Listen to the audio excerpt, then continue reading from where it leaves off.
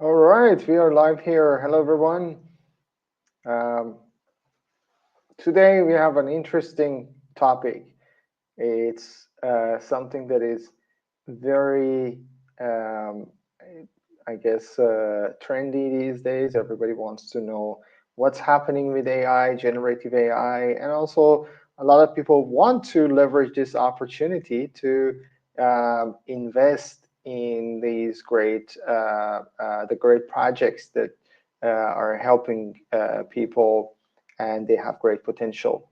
So before that, let's wait a little bit. Let's see who is here, who has joined this um, podcast right now, who is watching.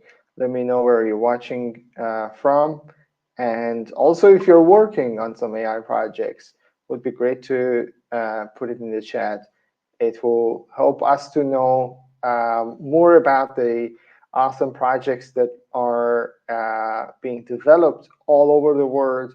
And there might be a chance for collaboration, but also others might comment, and that's always a great way to network. All right, let's just make sure that everybody has joined. Let me just double check because I cannot see many of these comments right now. All right, here we got some of the comments coming. We always want to start with some of the comments. We love our diverse audience from all over the world, so that's great to see that comments are coming. All right, Murat, hi. Here we got Nitin, another from India. Cool, cool, cool. Adriana. Yes, we're going to start soon. So don't worry about it. In a second, I'll add the rest of the guests.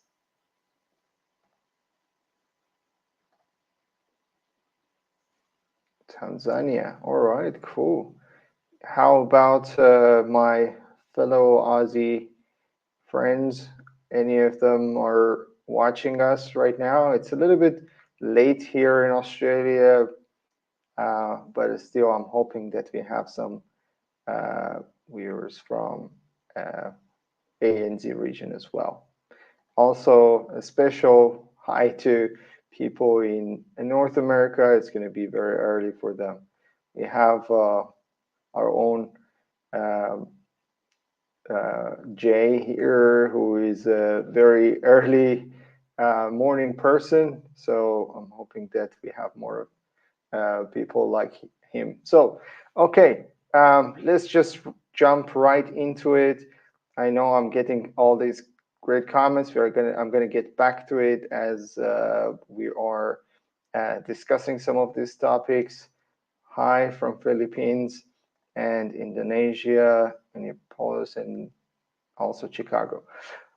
All right. So I'm going to add our awesome guests. Um, they are the thought leaders in AI, also co-founders of the Gen AI Works. So our guests here, I'm going to quickly introduce them. I know that they have been with us in previous podcasts, but it's still good to have a quick intro. So Jay is a technology leader in the data and AI arena, both as a GTM operator and product leader across Fortune 500 companies, including Google, GE, and HP. He is the co-founder of GenAI Works, the largest AI community focused on helping people discover, learn, and grow AI. Welcome, Jay. Everyone. Rotem is an AI expert, serial entrepreneur, and co-founder tech advisor of GenAI Works. He has led the development of large-scale AI systems across various sectors, including defense, intelligence, finance, and serves as advisory board member in global companies and is recognized thought leader in the field of AI. Glad to have you both. Our topic, as I mentioned, is a very interesting one. A lot of people are speculating. They want to. Some people want to jump right into it. Some of them are hesitant to even embark on the journey of leveraging generative AI. But I want to just step back a little bit. Let's start with a little bit of a bigger picture. How do you describe the impact of AI across industries in the recent years? And which sectors do you think are have been the most disrupted with these new technologies? Yeah. Jay, yeah, let's go. Okay, cool. Steve, no, thanks. Great to be on. Great to be here again. And hello, everybody. So Steve was talking about this disruption topic. I think there's a couple foundational pieces to put out there. As a board member, we had this idea, a year and a half ago to establish GenAI Works as a way to really build community and awareness around the usage of AI, given that how fast the latest installments of generative AI, BCB, OpenAI, and GPT came on the scene, also produced a tremendous amount of fear and uncertainty. And to some degree, it still is, but I think it's cooling, and for a couple points. So, Steve, when you talked about the sectors, I think there are a couple things to look at. There are industries, which we'll speak of, but also sectors, if you think of startups that are disrupting the arena, but also private equity. I went into a PE-backed company, Insight Software. It's one of the hypergrowth companies, reimagining the finance arena. And, with that, I think in some cases, private equity has a great opportunity to reimagine existing product workflows because they have a customer base. And a lot of what we are seeing with AI today is coming in a form and a fashion of embeddings, and not to be misconstrued with the technical aspect of embeddings, but embedding it within an existing workflow and experience. So it's really exciting to see that in the PE arena. But if I shift into the industry side, no industry is safe. And I don't see it as a replacement object where all of a sudden, roles will diminish. If anything, I think it's a new platform that allows people to do better, with the work that they have, meaning spend less time, get to more of a pointed outcome. And so let's take a couple of the obvious ones within industry. If you look at a lot of the chatbot discussions today, or intelligent AI bots that are helping in the customer experience side, it doesn't mean overnight that call centers diminish and go away. The empathy and the awareness, the human interaction is vital, but yet, as we've seen with some of the releases of OI and what OpenAI has been doing, is it's becoming a lot more human-like in terms of an interaction. So I think there are core examples there that are helping to deliver a customer experience that not simply is taking a call, but is allowing to really interact with you as an end customer and servicing your needs better with every enterprise. That'd be one example. The other, and then I'll pass it over to Rotem, I think is you look at perhaps some of the creative arenas that we see. And that probably caught everyone with the biggest excitement around being able to generate new content, whether that's in marketing, whether that's in media, content. And so in many ways, it becomes an accelerator. And I think the best way I characterize it, it's allowing people to be tapping into more creativity and using the tool as a way to augment their ability to build content, refine, and think through it versus would it be automated and just be pushed? Because we do see a bit of that backlash.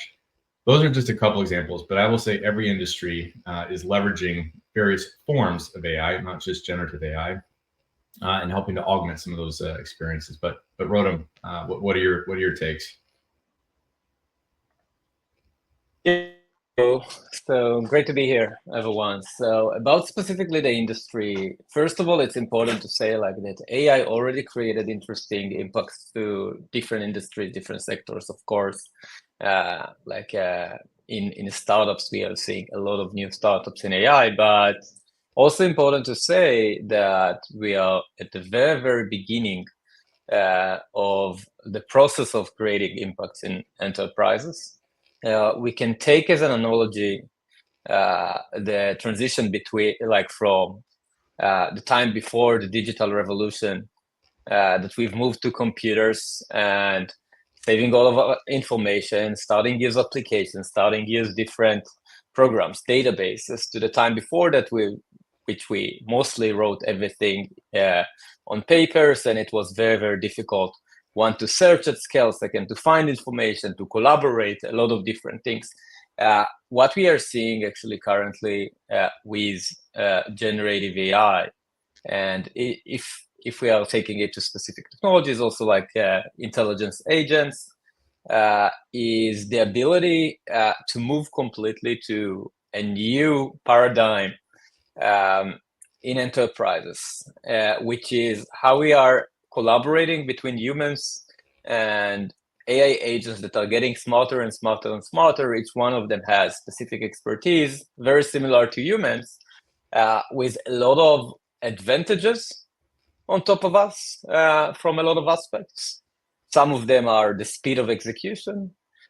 Some of them is the cost, much cheaper to run agents versus humans, but still, as humans, we have some advantages from the ability to like deal with strategic initiatives and sophisticated thinking about where the company needs to go and things like that. And we are starting to see a process that enterprises will move more to a collaborative infrastructure between AI agents and people will move more to the strategy part. AI agents will focus on the execution, and this will enable every one of us eventually to become kind of a CEO of an infinite group of or infinite capacity group of AI agents, and we'll see the productivity is growing, I believe, very, very quickly over the next 2 to 3 years, from the few percentages or tens of percentages that we are seeing today to hundred and even thousands of percentages in productivity gains soon. So we are in the beginning. Already we are seeing a lot of impact, but we'll see, I believe, the big spike of productivity in the next 2 to 3 years going forward. You know, Rotem, just to build on your point, an interesting comment I made at an innovation session yesterday that a colleague had asked me to present to. And as you said, with this viewpoint of agents and the opportunity that this becomes of this interactivity with end users, I think this is a time where domain expertise will become far more valued than the technology. And that is not to put any of the technology aside, but you have to look at it in a number of years perspective. And so much that interface was interacting with a coding language and how to build something. Now, because of those agents and the ability to interact in a very much of a either natural language interaction or some other form that is much more akin to some of the productivity tools that everybody uses on the globe. You can pick Excel, you can pick Word, you can pick other aspects. Those are interfaces. I think what becomes very, very valuable here is the domain knowledge. You have to have the context. You have to understand the use case, the problem that you're operating in if you're in manufacturing or if you're in legal or if you're in healthcare. Not every one person knows across that, nor does any one technology system. It has to learn from that experience. So I do believe, and that's why we're going to talk a lot about education, but I believe this is a fundamental shift in a way where the domain expertise that many go to study for or experience in their enterprises or where they work is going to be much more prolific. They're not going to have to learn how to build an agent. They're going to have to learn to interact with those environments to run that productivity. And so this is really, I think, the exciting thing that we're seeing here. And there's a lot of great announcements this week that folks have made in support of it.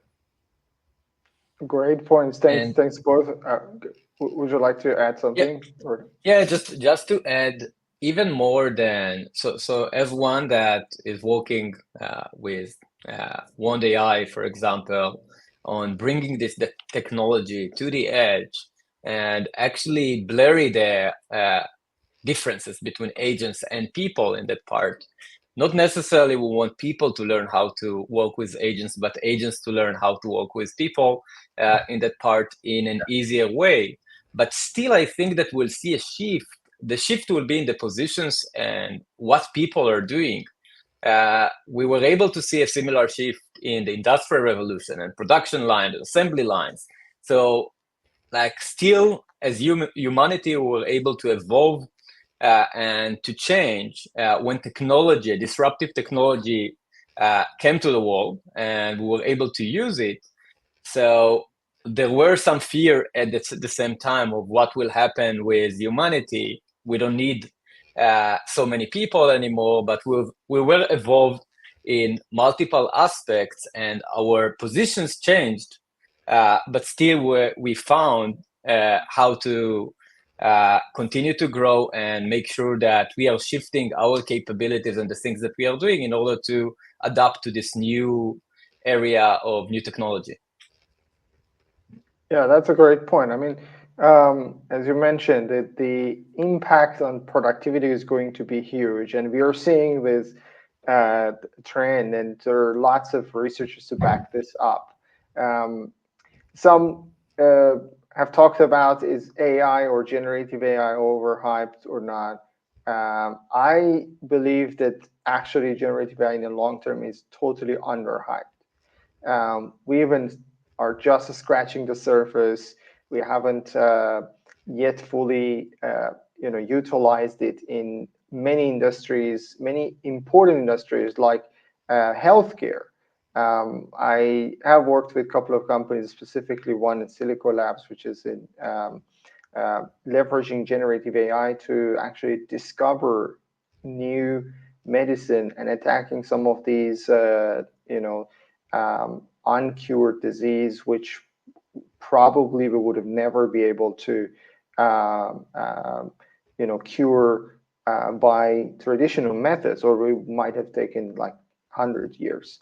And now I'm very hopeful that with leveraging generative AI and doing trials and going through this faster, we can deliver much higher value in a shorter time.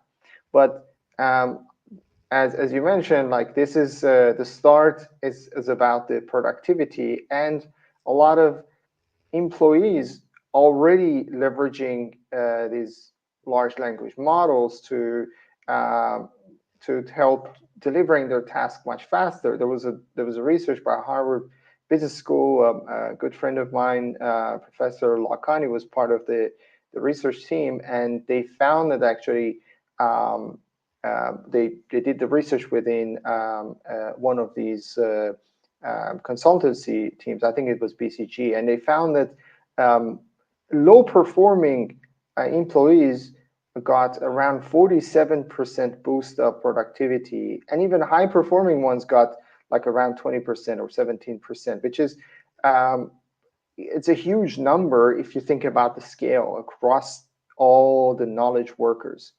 So this is actually super interesting. But I would like to get your takes about what are some like overarching trends you've seen in how different industries are leveraging AI and generative AI. Yeah, so I can go first. So I would look at a couple different type of industry conversations. So if you think about in the case of manufacturing or distributed supply-based networks, there's a lot where the underpinning of understanding information of location. So as an example, all of us have a lot of packages and goods that are delivered to our locations vis-a-vis any one of our famed e-commerce partners or ones that we like. A lot of that has to be potentially understood and tracked and whereabouts, potentially in the origin, the safety, the traceability of that, such that, you know, as an e-commerce provider, you can deliver and have that customer experience. You're going to want to know where that information, you want to know potentially where those products are and be able to interact with that information. And so an interesting point is a lot of people have felt that, you know, IoT kind of came and went, hit the hype cycle and just kind of died. I think it actually has such a resurgence right now because the atomic level of that data from where potentially these goods are being moved and shipped from, and then being able to interact with that data using generative AI, and having a conversation to understand the health, the awareness, the safety, the perishability of some of these products is massive. So it's actually a combination of two very interesting, technology sectors that are just, happening to be arriving at a time that's allowing to ask very different conversations around supply. So that's kind of, one example. I think look at others. If you go into the industrial space, one of the biggest, concerns we had in my time, limited time that I was at GE, and was a wonderful time working with teams there, is the knowledge management. You have a lot of an aging population, folks retiring. And so, as we know, no system is going to replace how humans interact in a setting. The tacit knowledge is absolutely vital. And so sometimes codifying this, especially when you have work orders or you have folks that are walking various physical environments and collecting information, no sensory data is going to replace the interactivity of what someone saw, what someone did by an action. And so the collection of that information and being able to interact with that in a very Cliff Note type manner is monumental, helping a lot of the aged industries, if you will, bring and attract new talent that are going to be leveraged in this content. So that's a couple of examples, Steve, just off the top of my head there. But Rhoda, maybe you got some others too. Sure. So I'll say that like in general, in industry parts, and I'm working across in the industry, like different, like with different companies, also like we in Generative AI, like working with multiple companies from different industries. I think one of the things that people are starting to asking themselves is less on how to use AI, because when AI become very similar to humans eventually, and intelligence agents are able to imitate almost human capabilities in a lot of places, the question is how we are going to scale the different things that we are doing and how people and agents are starting to collaborate. For example, let's take the healthcare industry, and let's assume that AI agents can run actually a lot of the different processes that we are doing today, but still there is, from legal perspective, we need some human involvement in this processes. So how agents are running, when we are escalating their processes to humans, when we are involving humans in their work. And I think it's a good shift that we are seeing people moving from what we can use AI in, because the answer is starting to be everything that you're able to use humans, you're able to use AI. Because when AI agents are getting to a situation that they are almost able to provide the same capabilities as humans, we still have a way to go, but that's where the world is going to. The question is how we are collaborating in order to make sure that we are taking safe decisions, in order to make sure that we are taking unbiased decisions, in order to make sure that we are taking decisions that are safety and other topics. And I think this is something that we are seeing currently across different industries on how we are collaborating and not what AI can be used in, because people are starting to understand that AI will be part of any process that we are doing today.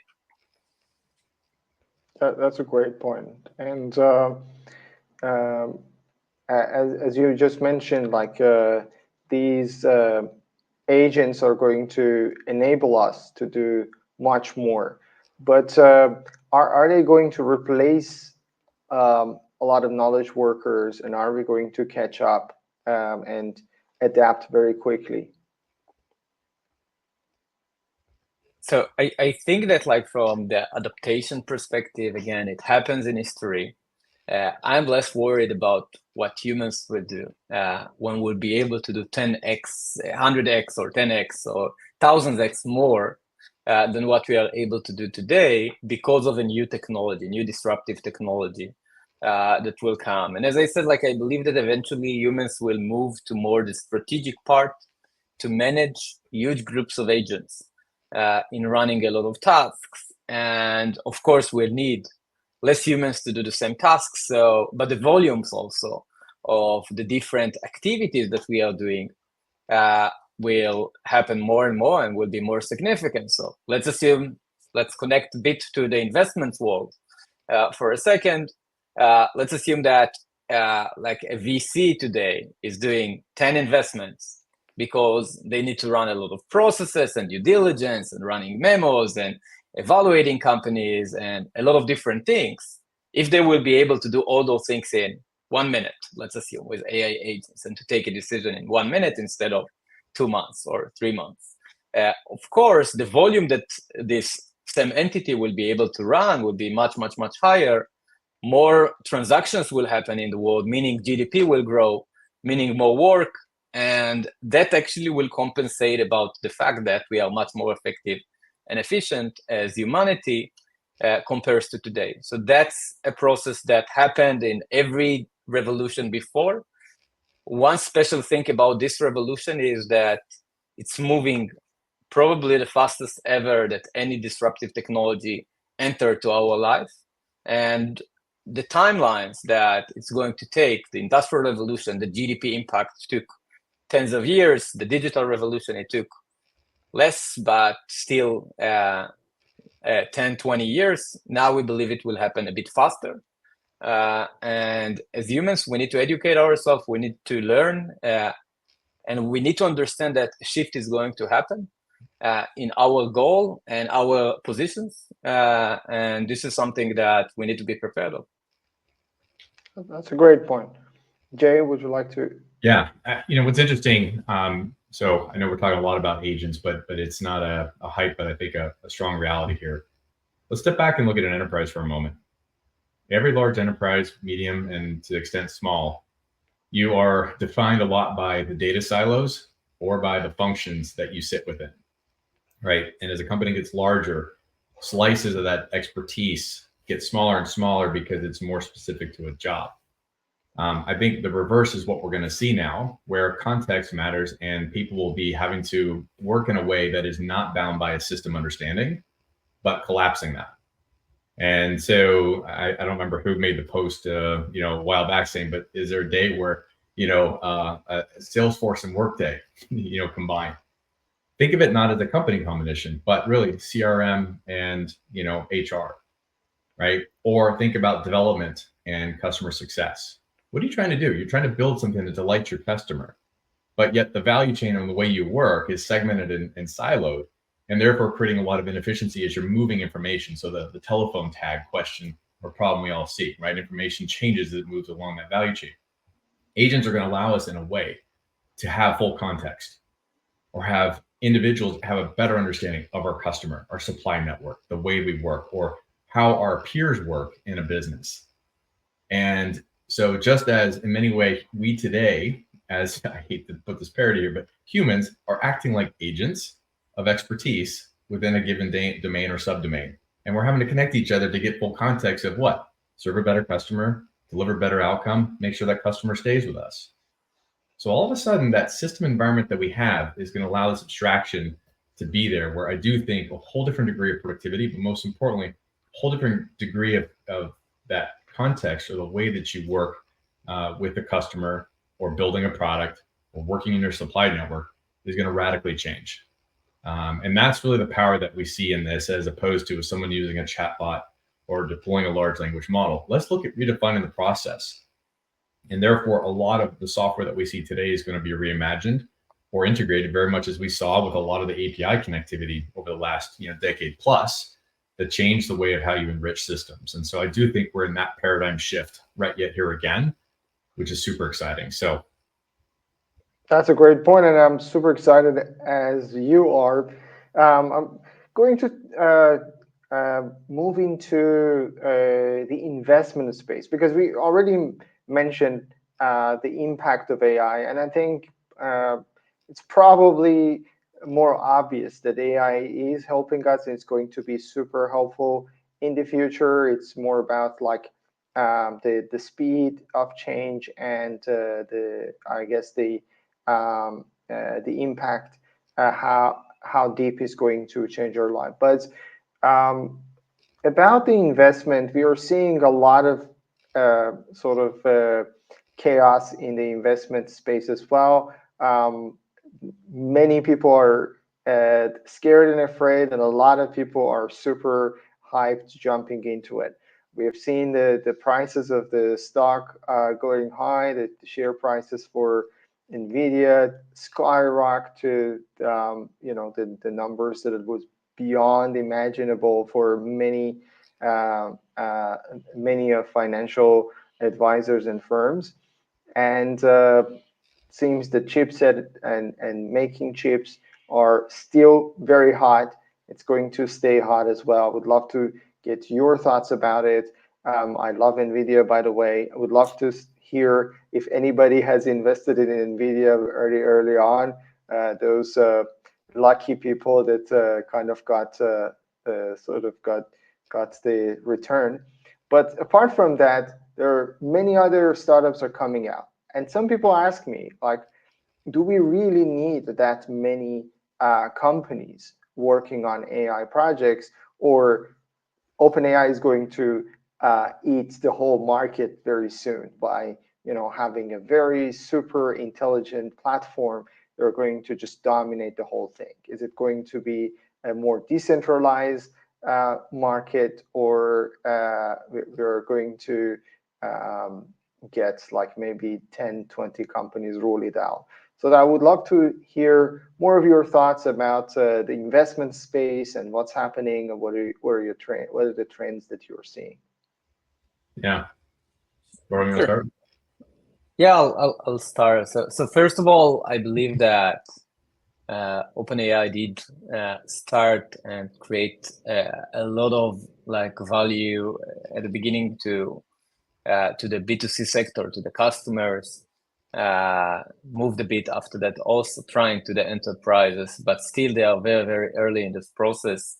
They are working on models, large language models that are important for creating intelligence agents, and a collaboration between humans and AI, but it's one piece of the stack that needs to be built in order to create a scalable human-machine collaboration in the part. And more than that, I would say even that I believe that the companies that will lead this world of AI eventually will be different than the companies that we know today. So we'll have new players that will come with newer technologies, with less legacy systems. Although it's very difficult to call the current large language model legacy systems, but I believe that we will have a different technology that will come out and will outperform the current system with the current limitations in the next 2 to 5 years in a significant way. And I believe we'll have new contenders for leading this revolution. But from the investments part specifically, I believe that there will be a lot of companies. I think the definitions of companies is going to change. We'll see a lot of companies building agents and not necessarily SaaS applications anymore. And there will be companies that will aggregate all those agents for enterprises. So for example, maybe a company will create a medical agents expert in a specific, very, very specific field that will be a bit better than the medical experts that is generic or general medical expert. And as humans, eventually we have thousands or tens of thousands or hundreds of thousands of roles. Even if we can categorize the roles and positions in the industry to 100 or a bit more than 100 roles that taking 90% of the jobs today, still there are tens of thousands of roles in general. I believe we'll see a lot of companies going very specific with specific agents, with specific expertise, very similar to humans. So the types of companies is going to change a bit. But more than that, when we are discussing about investments with AI, I think there are two things that we need to look at. One, the investments industry. It's another industry that needs to transform and change how they are doing business. It's not legit anymore in 1, 2, 3, 4 years from now to do things manually.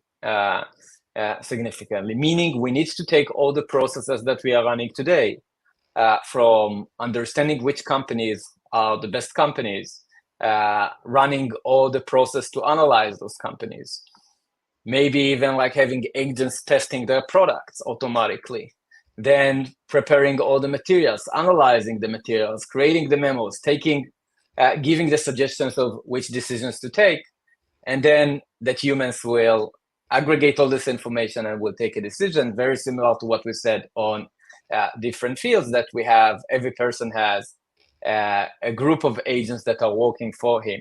So this is something that is going to happen to the AI investments industry, or the AI investment industry in general.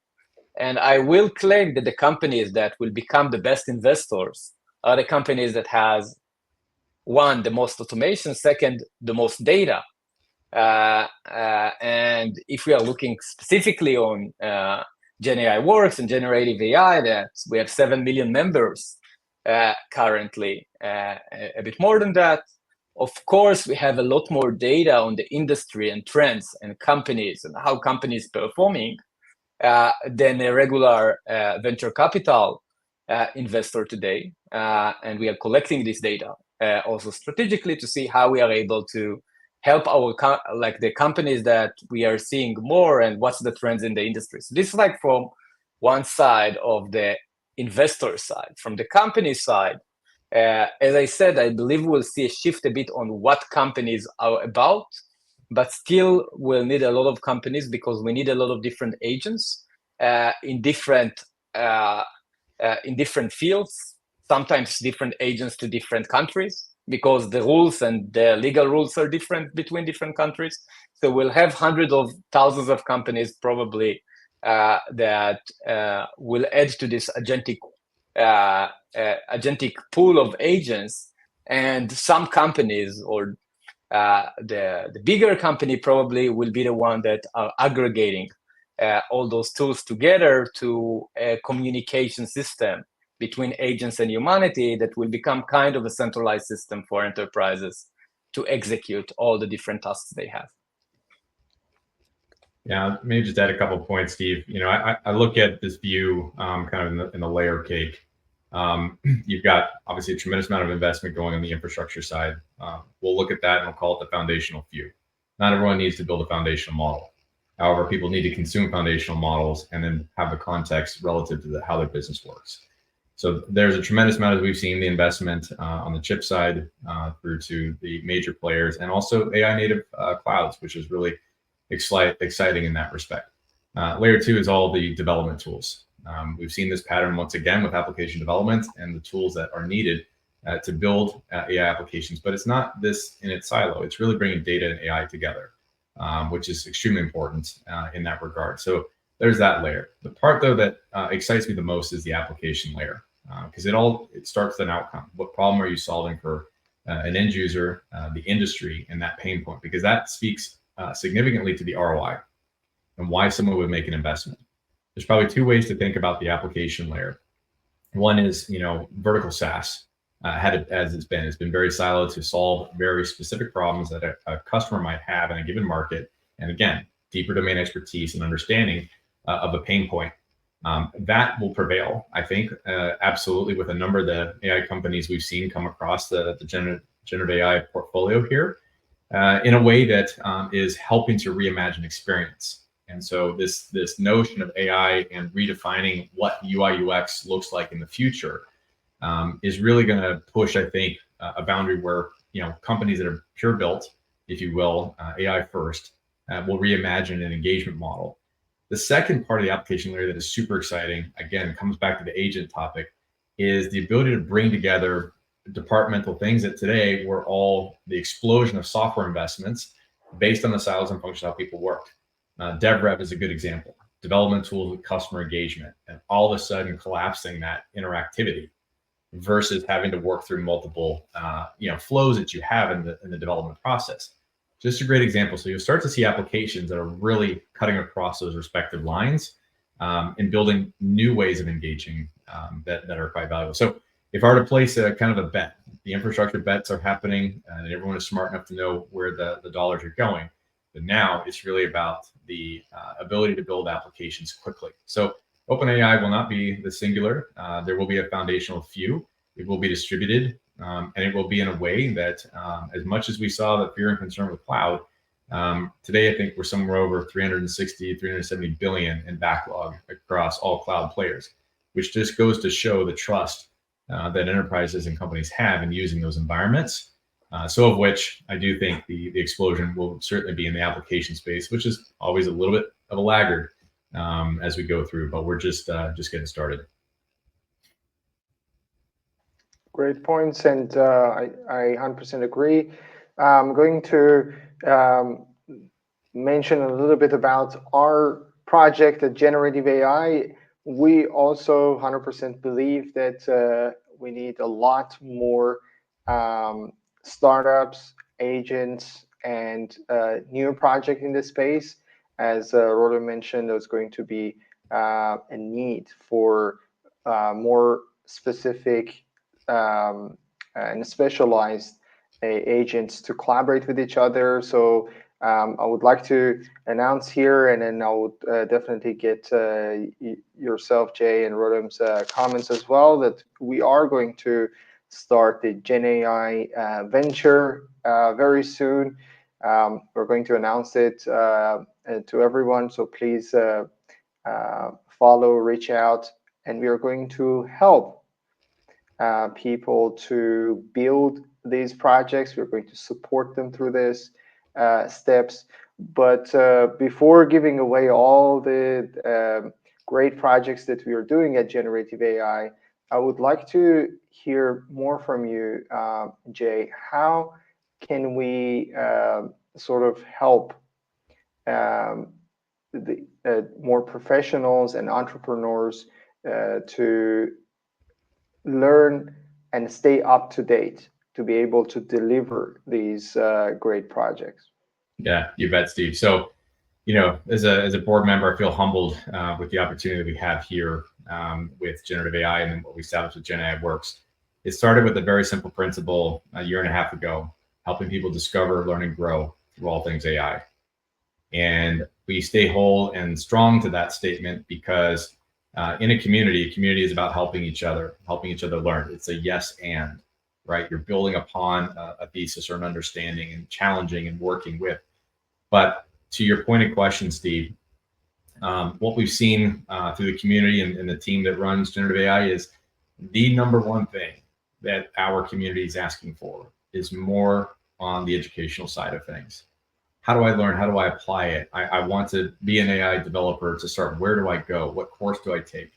I want to build an application in a particular arena because I've got expertise in art, but I don't know a whole lot about AI, right? So you've got this opportunity here where with Gen AI Works is being the most active property or set of properties across LinkedIn and a variety of others of helping to keep content real, whether it's an update around an industry trend or something that's happened in the market, but the ability to access courses, the ability for creators to create their own courses. This whole notion, I think the team believes strongly, is around Creator 2.0, the ability to build your own coursework because you have that domain expertise, which is going to be super exciting to see the team bring to market. But I come full circle because this is at the core of where we are. And the more that we see this educational change and having expertise at various levels of the executive content to professionals to developers is helping everybody in various stages of their career to advance forward. And I think that is going to be the cornerstone to truly the broad adoption of AI that we stand behind. And so that's really, I would say, one of the biggest missions for us is to help each other parse through that and do so, versus simply trying to slug at it ourselves and work with a particular vendor to learn in a traditional sense. And the engagement, if you will, last point stated, with Gen AI Works has been interesting to see from the team. For the last year and a half, having the highest engagement score of any company on LinkedIn, greater than 2x. And that wasn't an accolade by any means. It just showed a very compelling statement. How people are consuming information. How are they interacting with that information? and doing so in a way that is meaningful and valuable versus just wasting time doom scrolling on something. So there's something here that's really powerful that I think can benefit society more broadly and helping, again, people discover, learn, and grow through all things AI. So that's my view there. Great point. Thanks, Jay. Rodan, would you like to add anything? I'll just say that as everyone here already knows, like we have a tremendous community members in the generative AI on LinkedIn and other platforms. We have millions of users that we are engaging with, and in the time of AI, of course, data is power, and companies that are able to have the people in one platform and look at the data and understand trends and decides about new ideas. So that's the goal of generative AI and Gen AI Awards, is to help people to be ready to this disruption and what happened in the industry currently, to learn about AI, not only from the technical perspective, but also from the business perspective of how what's the new opportunities in the world that will be available because of the transformation that we are seeing now, and how positions and roles are going to shift, and how to grow to those places. So this is the goal. And together with that, we are looking also on the educational part, of course, how to help people to get there, how to help companies to grow and to distribute their solutions in order to help people. Eventually, everything is like centralized in how we are helping everyone to learn, grow, and educate themselves in this field, including the education piece, the investments piece, and how to help companies to distribute their products, and a lot of new ideas that we have. But the cornerstone part for us is this amazing community of millions of members that are here in order to learn, and from here we are able to build multiple applications and multiple offering in order to help everyone in this transformation, actually. That's great, and we are very excited. You're going to share more news about the upcoming initiatives, but one initiative that is coming very soon is a hackathon. So in November, we're going to run one of the largest AI hackathons ever in collaborations with top AI companies. I'm going to just keep it very high level right now, because we are going to drop the link and more information about it in the next couple of days. Probably it will be ready by Monday. So please make sure that you watch the space. But this hackathon is going to help people that are excited to, within a couple of days, learn how to build apps very quickly, leveraging the products and all the services that are out there. We're going to run workshops, hand-holding, mentorship for them to deliver on their ideas, and then we are going to help them to also take it to the market and get the investment. So there's going to be full circle, an AI hackathon that starts with learning, delivering, and getting investments. So that's something that we are very excited about it. Steve, just as you comment, I want to make one comment there. I think it's 5. I've heard a lot of comments from folks in passing over the last number of weeks, which has been, I want to break into AI, but I don't know how. I'm not an AI expert. I said, well, explain to me what experience you have in a particular domain. And one person went very deep into agriculture, and I said, so you're trying to then become AI, or are you trying to focus on agriculture? Well, AI is the hype. That's what I need to do. I said, no. Reframe your thinking. You have expertise in understanding how various products and goods that today end up on our table are grown safely, and understanding the horticulture of that. It's very valuable. So if you want to learn AI, come in with that domain expertise and apply it. Apply it in this hackathon. team up with somebody who wants to go build a model that can support and looking at the various components of the health of various products that we have that make it to our table. Or another example, individual who had gone off to build his own capability as he was a type 1 diabetic, and has great expertise in the industry because he himself is suffering from that, as many do in the world. And as a result, paired up with technologists to go build a model specific to that. So this is an opportunity to bring domain expertise and AI expertise and team up and learn with others that want to go build something very quickly. So excited to be seeing what the team is doing and supporting it. Yeah, that's exactly what we are all excited about. We have done multiple hackathons in the past, like Build with AI hackathon was the most famous hackathon we did, with more than 5,000 participants, and we are going to top that. So it is an exciting project. I'm looking forward to it. But I'm going to go to the next question. And before that, I got a question about the hackathon. Okay, the last thing about the hackathon is about the timing. Is it in mid-November? We're going to drop more information on Monday, hopefully Monday or Tuesday, the latest, and you will get the access and all the information that you need. And the hackathon itself will be on, I think, the mid-November. So that's as much as I can share right now. But the next, I guess, question or the topic that I'm interested to know more is about the entrepreneurs, the builders. What sort of resources they need to be more successful, and how we are going to help them and support them in their process.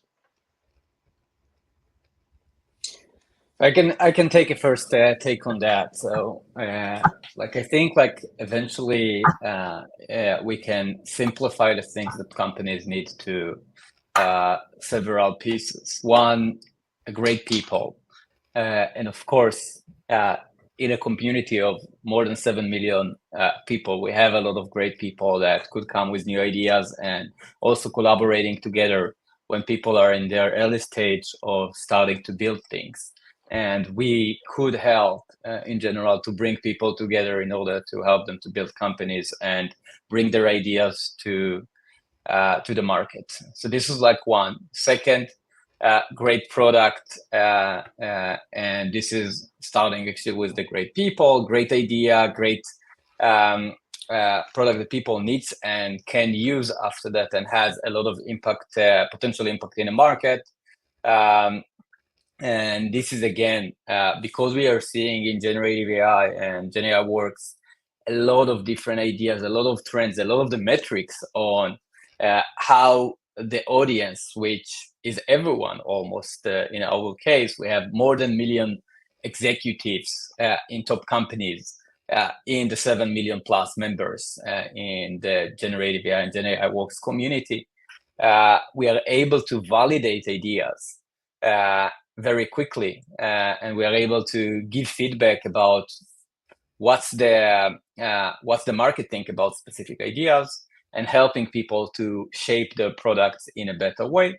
And the last part, some will say sometimes even more important than the product, is the distribution. How you are able to to make the product that everyone will be exposed to this product and offering from different companies. And of course, with the community, and this is the idea of this community, we have the builders, we have the potential buyers here, and we are able to help the builders to provide and expose their offering for the potential buyers, and the buyers to get great solutions that are also vetted by the community, and the ideas are already and the products are fine-tuned based on the feedback from the beginning. So I think we are able to help in all the three very important phases and topics in new startups, which is bringing the people together, vet the ideas, building the products, and distribute the solution to as many as possible customers as fast as possible. Speed is also a key here. And this is something that the community and GenAI Walks can help a lot with. Let's make one comment. I know we're short on time. I was super excited to everything Rotem said. The distribution piece is very interesting. It was exciting to see the GenAI Works team really work and support almost 70 startups over the last year and a half to refine their message, their brand, and how they position above the noise. So much so to help acquire customers and build that trust. And so seeing the curation the team has done has been remarkable. And that's what leads us to this kind of full circle of education, hackathon, and being able to invest. I fully support kind of what the team is doing and where we're headed, but it's a unique differentiator in a way that I think is going to evolve nicely for the community going forward. And I'm going to add just one more comment here. We are also tapping into our community to be able to deliver all these great projects. As I said, we're delivering an education platform, an AI tutor to help the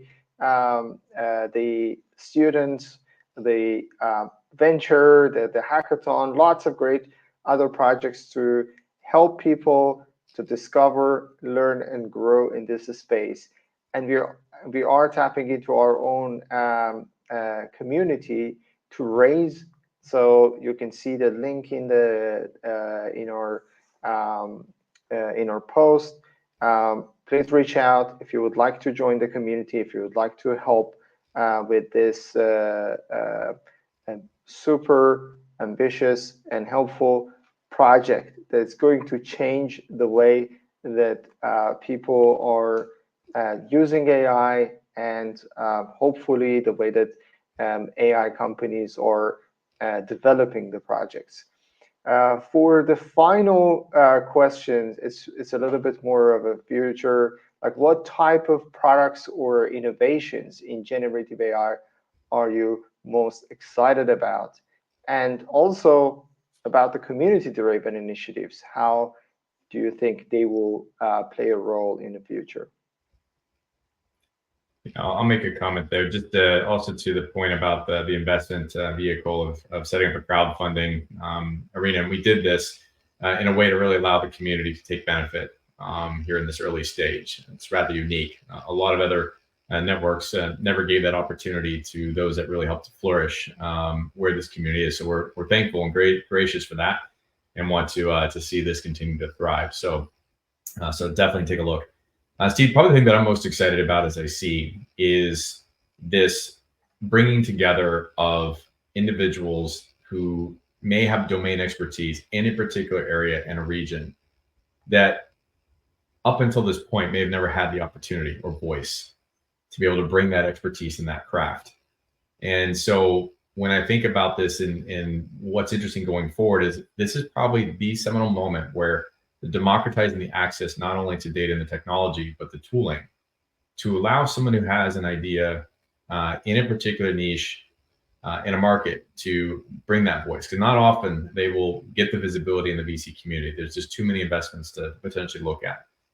So really, for me, it's not about a particular technology trend or shift. It's really about what people can do with this. It's absolutely amazing. So my encouragement for all is to unlearn a lot of things you've learned in the past from a technology point of view, and think about this as the first tool that you've had to use and how you might build capabilities going forward. But really bring that domain expertise that you have. And so to me, it's more of a general statement of the power of what we can reach through to the audience. Rotem? Awesome. Yeah, I'll continue actually from Jay's things. Eventually, the goal, like the opportunities from products perspective are unlimited here. The ability of generative AI and GenAI Walks to understand the needs, bring the people from the community, build products and distribute them, helping companies to do this process together with us. I think this is a very, very unique position that is not existing today as investors or for other startups that we are leveraging in order to help everyone to learn AI, to be ready to this new world when AI is embedded together with us, and to grow to this part. And I'm super excited about the opportunity to be part of the board here and helping to make this dream come to become something real and big. That's great. I'm also super excited. Thanks, Roland XJ. We have a huge team working around the clock in different parts of the world to make these projects happen. I would like to thank all of them, and also thank our followers and supporters. You have allowed us to actually dream big, bring all these initiatives forward, and put the time and effort to make sure the highest quality content and platforms would be available. Please follow, check the news. We're going to drop some interesting news, as I mentioned. And if you are the investor or would like to join us to push this initiative, make sure to check our investment page. Thank you again. Have a good day, night, evening, wherever the world you are. Thanks a lot, everyone. Thanks, everyone.